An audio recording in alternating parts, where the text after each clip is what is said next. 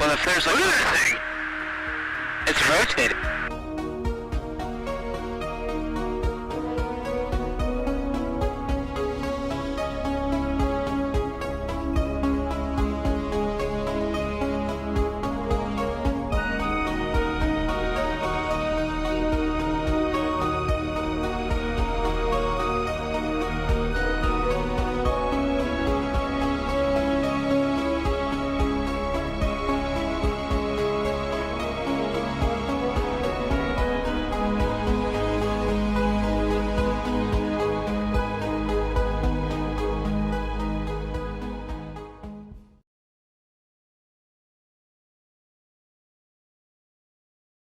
About UFOs, or as it's officially called, unidentified aerial phenomenon, UAPs. While we're waiting for the unclassified report from Congress on the matter, our guest, Lou Elizondo, the former director for AATIP, the Advanced Aerospace Threat Identification Program, has some answers. So excited to welcome you today, Lou. Thanks for joining us. Jackie, it is my sincere pleasure to be with you and your audience today. Thank you very much for having me. So I want to take us back for a second and set the table for this conversation. How exactly did you get assigned in the first place to investigate UFOs for the intelligence community?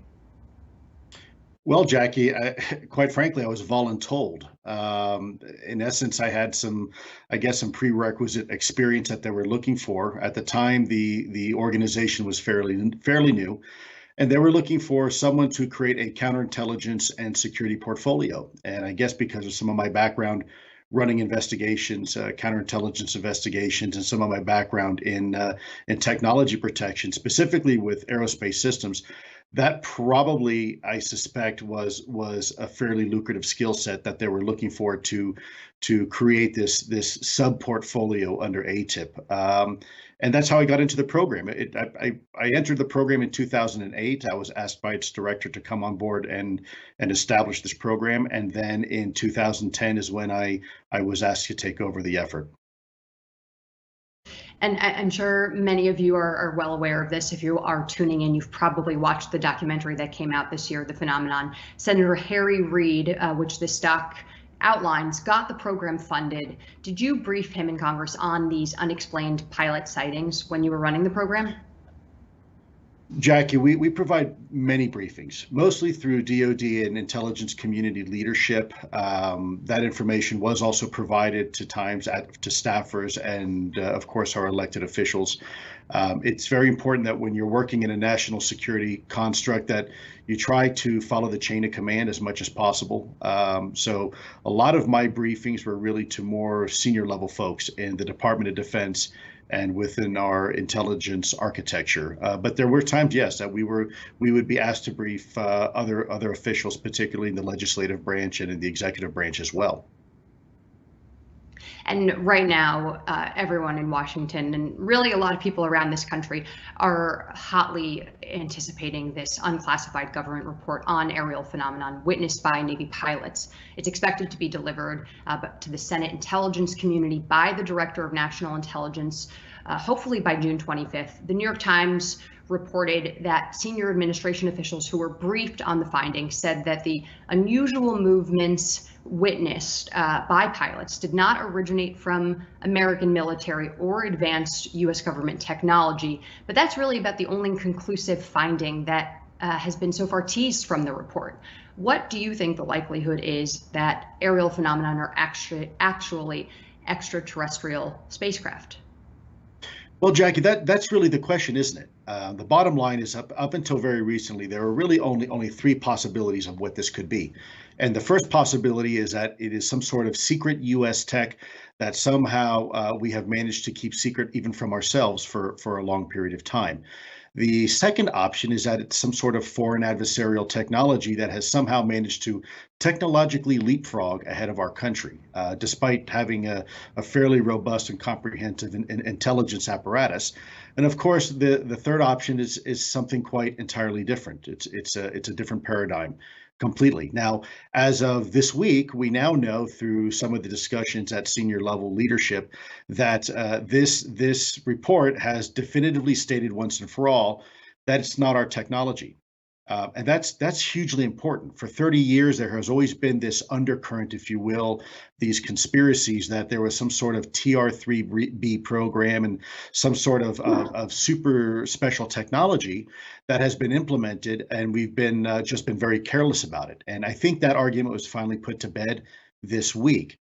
So that really only leaves two other options. And that's, again, it's foreign adversarial, or it's something quite different. And I think we're now beginning to learn, as we've heard from the Director of National Intelligence, and I can certainly tell you from my experience, that we're pretty confident that it's not Russian or Chinese technology. And there's several reasons for that, that if you like, I'm more than happy to go into.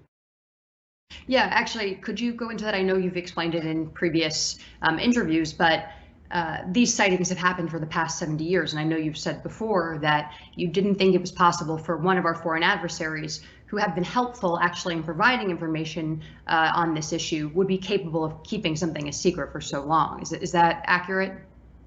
That's precisely one of the counter arguments. In fact, if I'm not mistaken, as of today, we had an announcement by former Director of National Intelligence, Ratcliffe, who said this isn't Russian technology. And as we know, during Glasnost and the fall of the Berlin Wall, there was this 5-year romance period, if you will, between the United States and Russia, where we began really sharing a lot of information. And a lot of their, ironically enough, a lot of their UFO information wound up in our hands. And it turns out that they were experiencing the exact same issues from a UFO or a UAP issue perspective that we were. So if you look at really the timelines here, it's looking increasingly less likely that this is some sort of Russian technology. So that really leaves China. And some of these reports, you're absolutely correct, Jackie, they go back into the early 1950s and even earlier. And so what that says is that you have pilots, whether we're describing what we call a white flying Tic Tac or a white flying butane tank in the 1950s, or a white flying lozenge, if you will, they're all describing the exact same vehicle, craft, if you will, doing exactly the same thing, performing in ways well beyond our current capabilities. And if you look at that from a temporal perspective, from a time perspective, it simply doesn't make sense that China back in 1950 would have this beyond next generation technology, mastered it, is able to fly it at will anywhere it wants on the face of the planet. And the last 70 years, despite the billions of dollars we put into our intelligence community infrastructure and architecture, it has managed to evade us. In fact, China is a country that has stolen quite a bit, spends a lot of time stealing technology from us. And so one has to ask the question that if really a country had this technology, would it be necessary to steal much more basic technology from another country?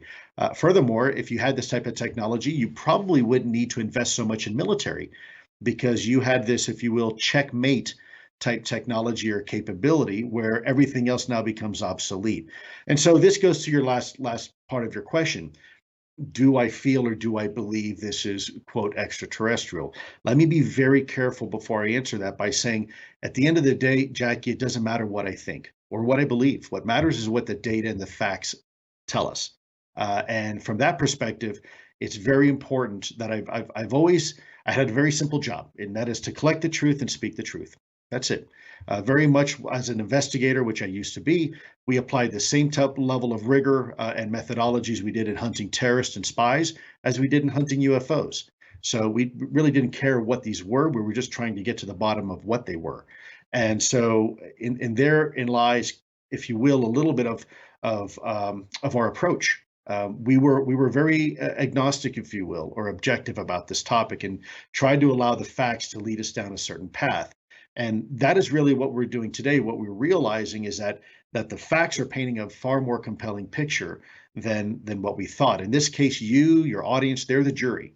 So what matters is really what you think about this. And so the hope here is that the U.S. government can provide the data and the evidence and the information, and then allow the American people to decide what we think this is about. I think, if I may just digress for a moment here, you mentioned something very interesting that a lot of people want to talk about and say, is this extraterrestrial?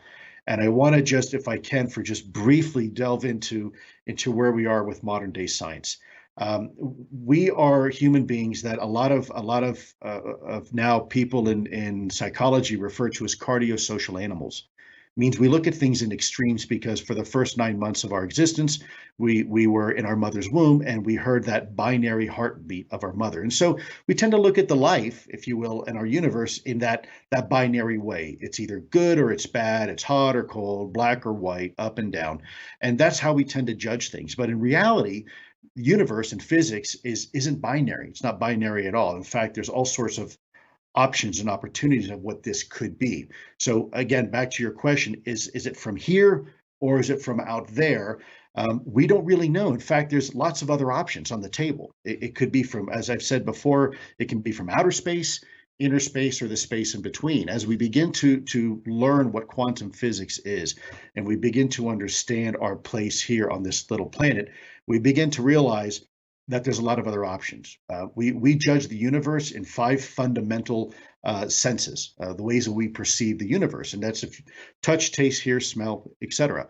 And if you can't use those senses to look at something or measure it, then we really can't interact with it. And yet we know the majority of the universe around us, 99% of it, in fact, is not perceivable.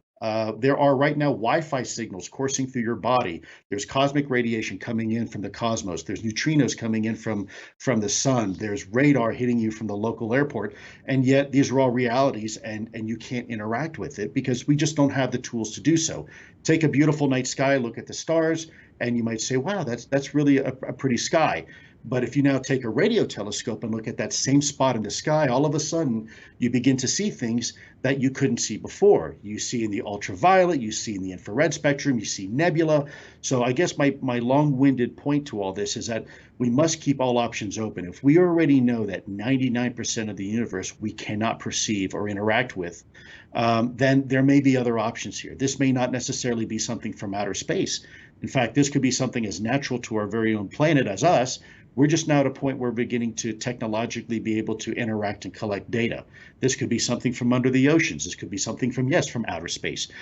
We really don't know. And this is why I think we really need to take a whole of government approach and look at this, because it is day by day, it's seeming like more and more this conversation is shifting from a human technology, quite possibly, we don't know for sure yet, but to something far more profound.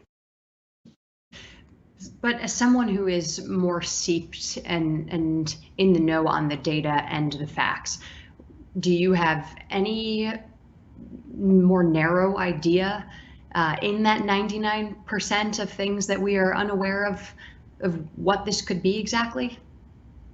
You know, through observations, we are quite convinced that we're dealing with a technology that is multi-generational, several generations ahead of what we consider next generation technology.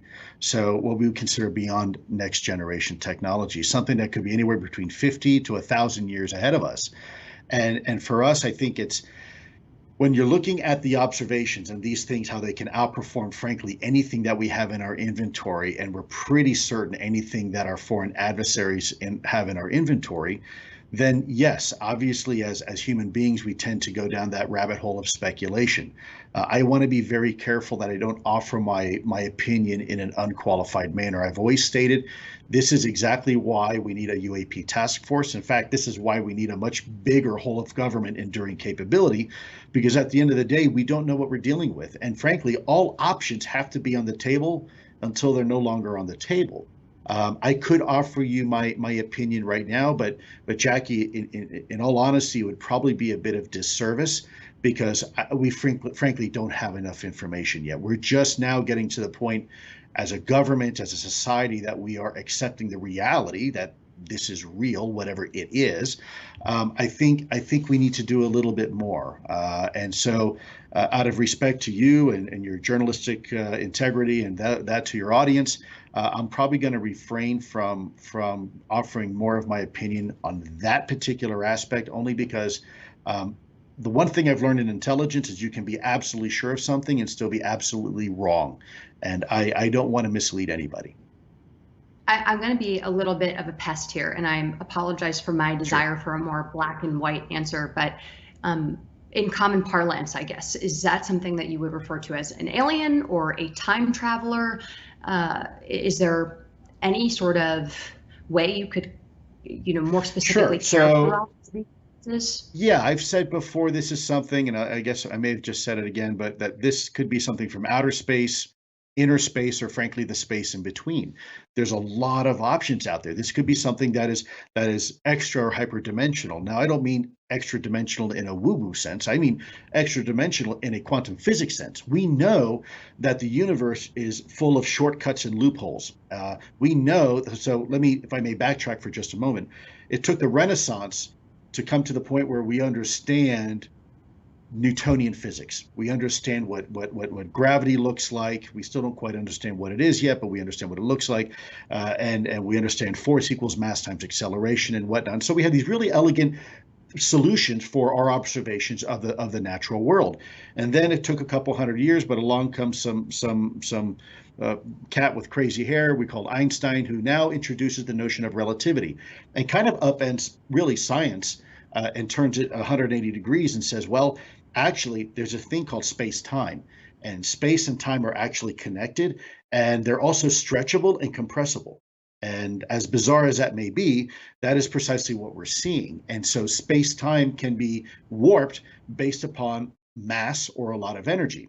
And then, of course, 40 some years ago, we really start getting into this whole nother paradigm of science, and it's quantum physics. And someone once described it as you have this box sitting on the ground, and in walks a dog, and all of a sudden, two cats walk out.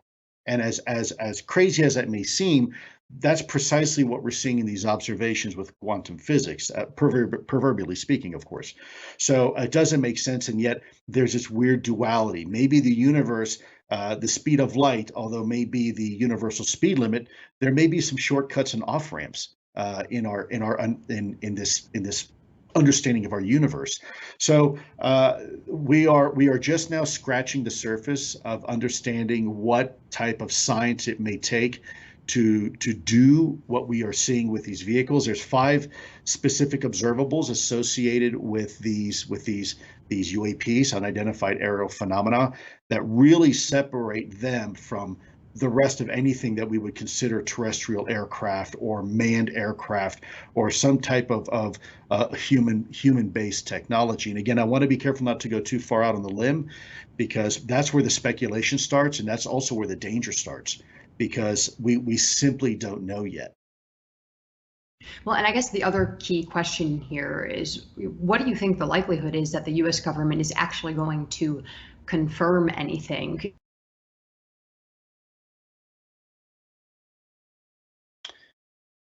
Jackie, I think I lost you, but I'm going to go ahead and try to answer the best I can. I think you were asking me what the likelihood is of the U.S. government going ahead and confirming anything in this 180-day report. So let me see if I can go ahead and answer that. Hopefully that was your question, because I seem to have lost signal. So the 180-day report is, first of all, not substantial enough time to do a comprehensive report. In fact, I've told people it takes longer to remodel a household kitchen sometimes than it does to take 180 to conduct one of these 180-day reports. Secondly, there's the other issue here that we had COVID and this pandemic that kept a lot of people home for most of that time. And then thirdly, I think if this turns out to be some sort of adversarial technology that has happened to leapfrog ahead of us for the last 70 years, Jackie, we're talking about one of the greatest intelligence failures this country has ever seen, probably eclipsing 9/11 by an order of magnitude. It took us nearly 3 years to come up with a 9/11 Commission's report. If this turns out to be some sort of adversarial technology that did happen to technologically leapfrog us, 180 days, I don't think is going to be sufficient. I think what we can expect the report to say is something like this. There are about 100 and some odd cases out there that are compelling enough that they are definitely displaying some sort of capability, technology that we don't have. Secondly, we don't know what these things are. We have no evidence to suggest that they are from outer space, but at the same time, we have no evidence to suggest that they're not. And so this report will probably be a bit of a placeholder. The one thing we know for sure at this point is that it's not U.S. secret technology. So that takes part of the 30-year argument that this is some sort of secret Air Force, if you will, weapon platform being tested. That's now off the table. And so now we can focus more, I think, on the foreign adversarial perspective, or hopefully maybe something on something, quite frankly, sufficiently different than anything that we had possibly considered before. And when we're actually talking about this as a national security threat or as a foreign adversarial threat, as you just mentioned, I think we need to talk about China here, which the United States government also views as a national security threat. And China is making big investments at the moment to identify extraterrestrial life as a part of their military mission. There's discussion within the community about whether it's better for us to lead the way with confirmation versus China doing so, and possibly being dishonest about what they found, essentially a new modern day space race. Do you think, in your opinion, does it matter which national takes the lead on confirming the presence of extraterrestrial life, and who gets to the bottom of this answer first? I think, well, you're right, Jackie. Not only that, they've just announced they've established a new UAP task force similar to ours, and they're using artificial intelligence to do this. We also know that there's a play by them to try to lead this conversation at the United Nations. That, for me, it's a multifaceted question you're asking me. There's two parts of me, and I'm a little bit, I guess you'd say, schizophrenic about the response. There is the national security side of me that has said always, we have these adversaries, these traditional adversaries, and they're going to steal everything they can from us. Don't trust them, try to cooperate, but don't trust them. But then there's the other side, which is the non-governmental side of me that tends to be a little bit more optimistic. And perhaps this is an opportunity for our countries, rather than to find disagreement, maybe to find some sort of common ground. Maybe this may be a new renaissance. Maybe this is an opportunity for our countries to work together on a common good that involves all of humanity. Maybe this is like we did in the Cold War, where we started working with the Russians to this era of cooperation, where we start meeting each other in space. I would certainly hope the latter is what happens. I don't know. That's a great question, because what I hope for may be different than what I expect, and that still needs to be reconciled. So I don't know if I answered your question appropriately, but that's how I feel. I would love nothing more than an opportunity to work with our adversaries, our conventional adversaries, Russia, China. Let's get everybody to the table. I believe this is a topic that involves all of humanity. I think it affects all of us equally and yet differently, depending on our philosophical and sociological and theological belief systems. So I guess maybe the kid in me wants this to be an opportunity for us to work together. But I also have a very realistic side, because I've seen what those countries are capable of doing. And it would have to take a lot of trust for us to do that. And several of these UFO sightings have been above secret nuclear weapons facilities. Almost every major nuclear power across the globe really has reported and declassified these sightings. You have talked extensively about the connection here, which might be helpful, I think, for some people to hear in advance of my next question, which is whether or not the U.S. government has considered utilizing nuclear-powered naval fleets to lure these kinds of things to further study them. Wow. So first of all, Jackie, thank you for asking such a thoughtful question. Obviously, you've done some homework. And I also want to, by the way, thank you as a journalist for following this topic, because I know there's a lot of risk involved. And I also know there's been traditionally a lot of stigma and taboo associated with it. So I want to congratulate you for your courage, and thank you and your audience for at least having this conversation. But secondly, yes, that is one of the concerns we have from a national security perspective, that there does seem to be some sort of congruency or some sort of intersection between these UAP or UFO sightings and our nuclear technology, whether it's nuclear propulsion, nuclear power and generation, or nuclear weapon systems. Furthermore, those same observations have been seen overseas in other countries. They too have had the same incidents. So that tells us this is a global issue. Now, in this country, we've had incidents where these UAPs have interfered and actually brought offline our nuclear capabilities. And I think to some, they would probably say, well, that's a sign that whatever this is something that is peaceful. But in the same context, we also have data suggesting that in other countries, these things have interfered with their nuclear technology and actually turned them on, put them online. So that is equally, for me, just as concerning. I think that there is certainly at this point enough data to demonstrate there is an interest in our nuclear technology, a potential to even interfere with that nuclear technology. And when you look at all these naval ships out there, let's take the Nimitz battle carrier fleet, for example. In some cases, you're talking about a nuclear footprint probably bigger than most cities. You have a nuclear powered carrier with aircraft on board and then you have nuclear powered destroyers. You have nuclear powered submarines, some of those with nuclear weapons on board or certainly nuclear capabilities. I'll just say that. So I think yeah, it shouldn't be a surprise that maybe there is an increased interest in our capabilities as it relates to our nuclear technology, and the Navy is certainly not immune to that.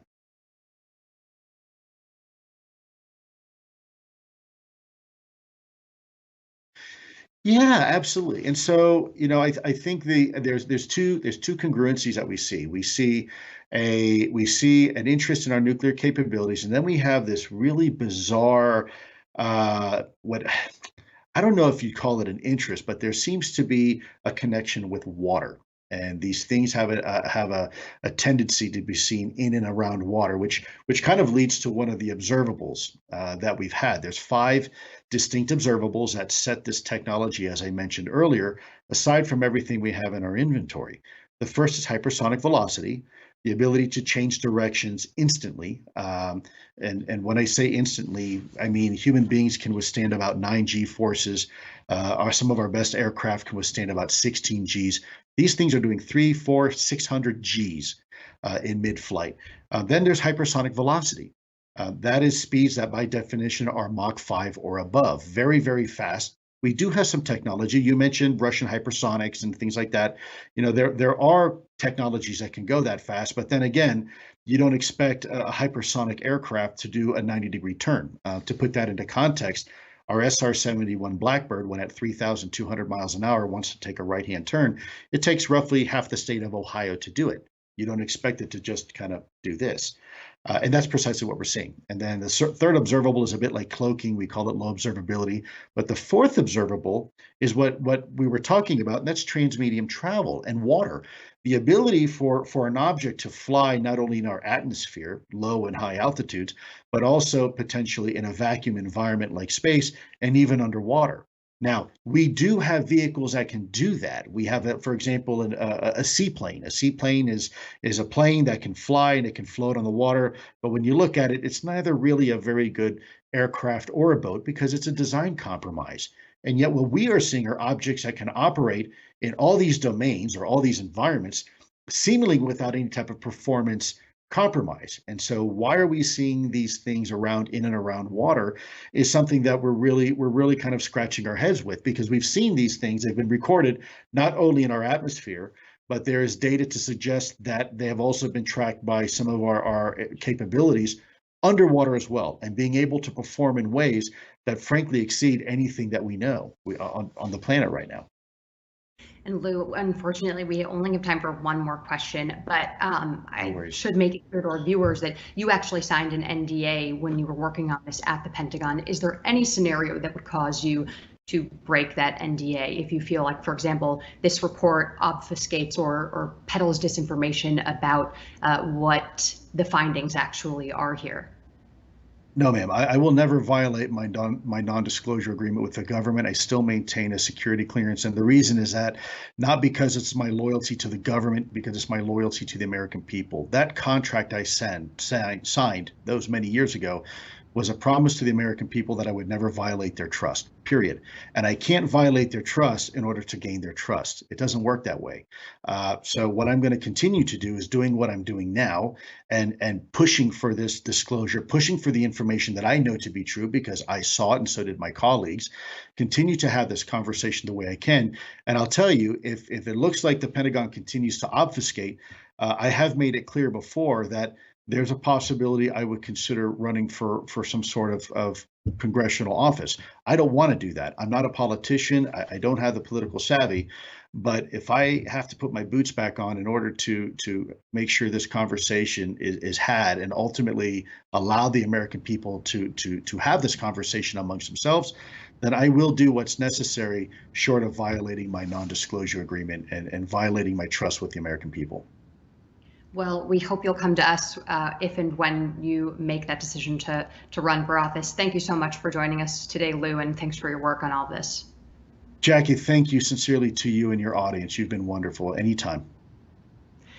And everyone, I'm going to be back at 4:30 for a special program, Life After Vaccines, the Future of Travel and Live Events with WA Commissioner Kathy Engelbert and Kayak CEO Steve Hafner. Thanks for joining us.